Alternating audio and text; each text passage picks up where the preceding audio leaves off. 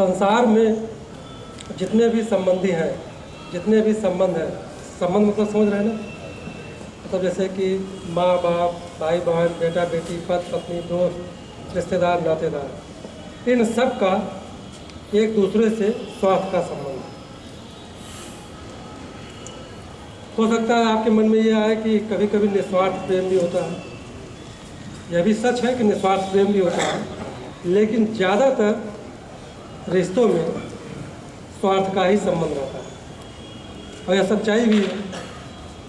तो एक कहानी के माध्यम से समझते हैं कि इसमें कितनी सच्चाई है। एक व्यक्ति साधु बनना चाहता था, संत बनना चाहता था, और प्रायः वह किसी महात्मा के पास जाता था और महात्मा से कहता था कि हमें भी आपकी तरह संत बनना है, लेकिन परिवार का मोह जो है हमें उल्टा खींच रहा है। मतलब परिवार के लोग उसको बहुत चाहते हैं, उससे बहुत प्यार करते हैं। तो महात्मा ने कहा, देखो संसार का जो प्यार होता है ना, ये खुदगर्जी का प्यार होता है, मतलब ये मतलब परस्ती का प्यार होता है, स्वार्थपरता का प्यार होता है। और हर छोटे बड़े रिश्ते में जो है प्यार शब्द जुड़ा होता है। लेकिन वह व्यक्ति नहीं माना। उसने कहा कि नहीं, हमारे घर वाले हमको बहुत चाहते हैं, हमसे बहुत प्यार करते हैं। तो महात्मा ने कहा, देखो ऐसी कोई बात नहीं है, और जितने भी प्यार होते हैं सब स्वार्थ पर टिके होते हैं। लेकिन वह व्यक्ति इसको नहीं माना। उसने कहा कि नहीं, हमारे घर वाले तो हमको बहुत चाहते हैं, बहुत प्यार करते हैं, हमारे बिना वो रह भी नहीं पाते। महात्मा ने कहा, ठीक है, तो एक तरकीब हमारे पास है। अगर तुम ये सोच रहे हो कि तुम्हारे घर वाले बहुत तुमसे प्यार करते हैं, एक उपाय से तुम खुद इसकी परख कर सकते हो, परीक्षा ले सकते हो कि तुम्हारे घर वाले तुमसे कितना प्रेम करते हैं, कितना मोहब्बत करते हैं। तो महात्मा ने कहा, तुम एक काम करो, तुम झूठ मूठ में जब घर जाना तो खूब जोर से चिल्लाना शुरू कर देना, रोना शुरू कर देना, और कहना कि मेरे पेट में खूब दर्द हो रहा है, मेरे सीने में खूब दर्द हो रहा है। और उसके बाद जो है अपनी आंखें बंद कर लेना, फिर धीरे धीरे अपनी सांसें भी बंद कर लेना, और उसके बाद पीछे पीछे मैं आऊँगा तो हमारा इशारा पाते ही तुम अपने सांस को चलाना शुरू कर देना। तो उस व्यक्ति ने कहा, ठीक है। महात्मा ने कहा, ऐसा तुम करके देखो।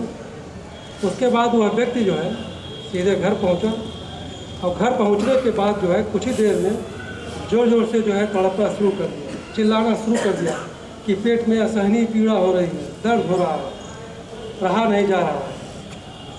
तो घर वाले जब देखे तो बड़ा परेशान हुए, और उस व्यक्ति ने क्या काम किया कि धीरे धीरे जो है अपना सांस भी धीरे धीरे चलाना शुरू किया, आंखें भी बंद कर लिया। तो घर वाले और परेशान हो गए। तो उसके बाद कुछ ही समय में वो महात्मा पीछे पीछे वहाँ पहुँच गए। जब उस घर पहुँचे तो घर वालों से पूछा, भाई क्या बात है? तो घर वालों ने बताया कि महात्मा जी, जब से ये आपके यहाँ से आए हैं तब से पता नहीं क्या हुआ कि इसको जो है पेट में असहनीय पीड़ा होने लगी, फिर ये तड़पने लगे। अब तो आप देख ही रहे हैं कि अब तो इनकी आंखें भी बंद हो गई हैं, अब तो सांस भी नहीं चल रही है। अब हम लोग जी करके क्या करेंगे? इनके बगैर तो हम लोग जी भी नहीं सकते हैं। अब बताइए हम क्या करें? अब तो इनके बगैर हम लोग रह भी नहीं सकते। तो उस महात्मा ने कहा कि इनके बचने का एक उपाय है। तो उसके पिता बड़े खुश हुए। तो महात्मा ने कहा, एक काम करिए कि एक कटोरा दूध लाइए। एक कटोरा दूध आ गया। जब दूध आ गया तो महात्मा ने उसमें कोई चीज़ मिलाया, और उसके बाद उसमें खूब मंत्र पढ़ा, और मंत्र पढ़ने के बाद घर वालों से कहा कि आप लोगों में से कोई इसको एक आदमी पी ले। जो पिएगा वह तो मर जाएगा, लेकिन यह व्यक्ति जो है जिंदा हो जाएगा। इतना सुनना था। घर के सारे सदस्य लोग जो थे वो मौन हो गए, वो एक दूसरे को देखने लगे। तो महात्मा ने कहा उसकी पत्नी से कि तुम पहले दूध पी लो। तो उसकी पत्नी बोलने लगी, महात्मा जी, हमारे तो 2 छोटे छोटे बच्चे हैं, आप तो जानते हैं कि माँ के बगैर जो है बच्चों का लालन पालन अच्छे ढंग से नहीं हो पाता है, बच्चों का अच्छा विकास नहीं होता, वो मानसिक रूप से कमज़ोर हो जाते हैं। माँ का रहना तो बहुत ज़रूरत है अपने बच्चों के साथ। तो उसकी पत्नी ने जो है दूध पीने से मना कर दिया। फिर उसके पिता को बुलाया गया कि भाई तुम दूध पी लो।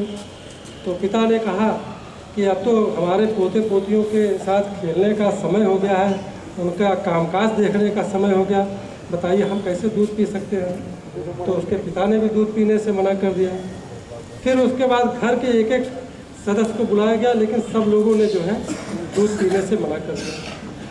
तो महात्मा ने कहा जब आप लोगों में से कोई दूध नहीं पी सकता और कोई भी इस व्यक्ति को बचाने के लिए अपनी जान नहीं दे सकता, तो ठीक है कोई बात नहीं, तो मैं ही दूध पी लेता हूँ।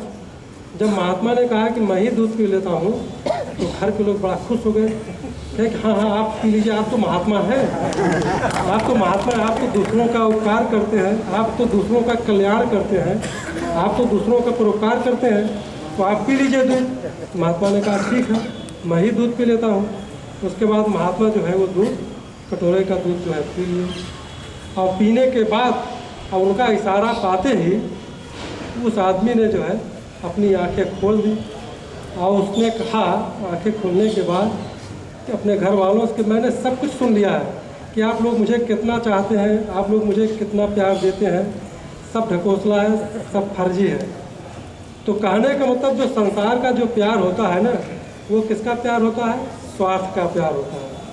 अब इसी को देखते हुए तुलसीदास ने रामचरितमानस में लिखा है, सुर नर मुनि सबका यह रीति, स्वार्थ लाग करे सब प्रीति।